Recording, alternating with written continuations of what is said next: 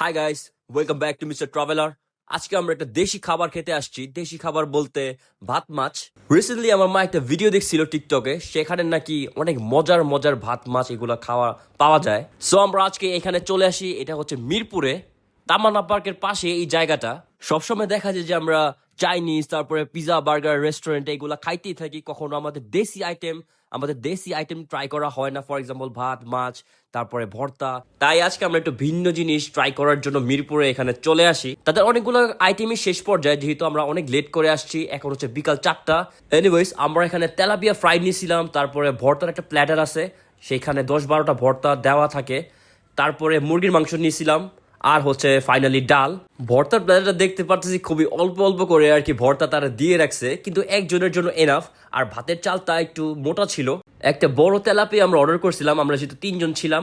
আর সাথে 2টা বেগুন ভাজাও দিছে। আর এটা অনেকে শুকনা কাঁচামরিচ দিয়ে খেতে অনেকেই পছন্দ করে। মুরগির মাংসটার দাম হচ্ছে 150 টাকা, আর এক পিস খুবই ছোট পিস ছিল, তাই আমার কাছে মনে হয়েছে একটু বেশি নিয়ে নিছে।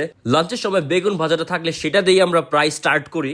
মাছটা খুবই মজা ছিল, মানে একদম তারা খুবই সিম্পল ভাবে রান্না করছে। আমি বুঝি না রেস্টুরেন্টে কিভাবে সিম্পল ভাবে রান্না করে অনেক মজা হয়ে যায়, আবার বাসায় দেখা যায় অনেক কিছু মিশানোর পরেও সেই টেস্টটা, সেই ফ্লেভারটা হয় না। আমার কাছে পার্সোনালি রেস্টুরেন্টটা ভালোই লাগছে, একদম খোলামেলা নেচারের মধ্যে।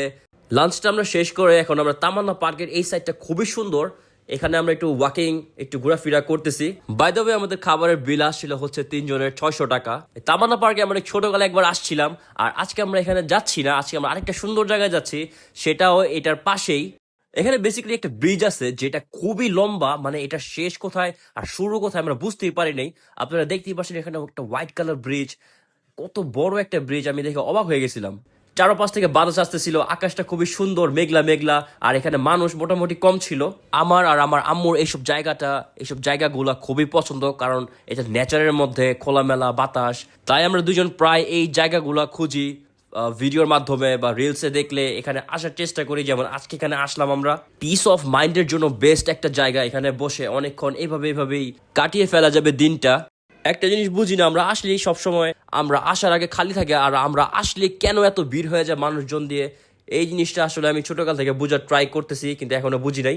এনিওয়েজ, এখানে আমরা নৌকা, তারপরে বোট এগুলো দেখতে পারতেছিলাম, কিন্তু এখানে প্রাইস অনেক বেশি নৌকার, মেবি ডিমান্ড বেশি আর সাপ্লাই কম এটার জন্য।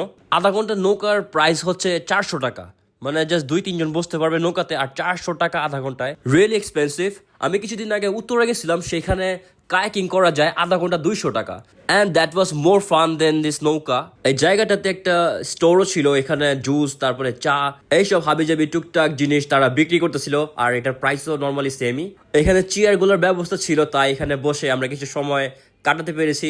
এই জায়গাটা আমাদের খুবই ভালো লাগছিল। এখানে বসে একটা লেমনেড খাইতে অনেক মজা লাগবে, তাই আমি একটা লেমনেড অর্ডার করছিলাম।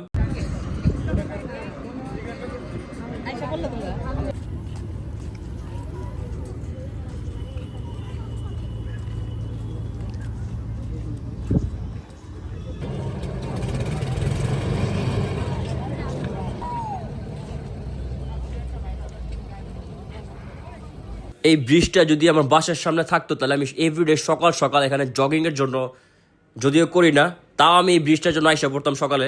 এখন যতটা ভালো লাগতেছে, আই থিঙ্ক সকাল সকাল একদম ভোরে আরো বেশি ভালো লাগবে।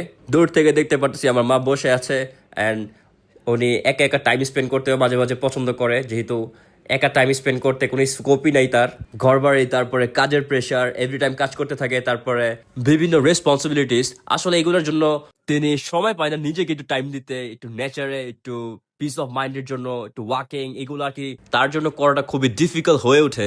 কিন্তু আবার যখনই আমরা টাইম পাই, আমরা চেষ্টা করি একটু বের হতে, একটু বের হয়ে ঘুরতে, একটু ডিফারেন্ট জিনিস ট্রাই করতে। যেমন আজকে আমরা একটা দেশি খাবার খেলাম, আমাদের কাছে খুবই ভালো লাগলো। আমরা দুইজন আর কি একটু বের হওয়ার অপরচুনিটি পাইলে সেটা মিস করার চেষ্টা একদমই করি না। অলরাইট গাইস, আজকে ভিডিওটা এই পর্যন্তই রাখতেছি। Make sure to follow my page. Goodbye, take care, Allah Hafiz, see you in the next video. Keep watching Mr. Traveler.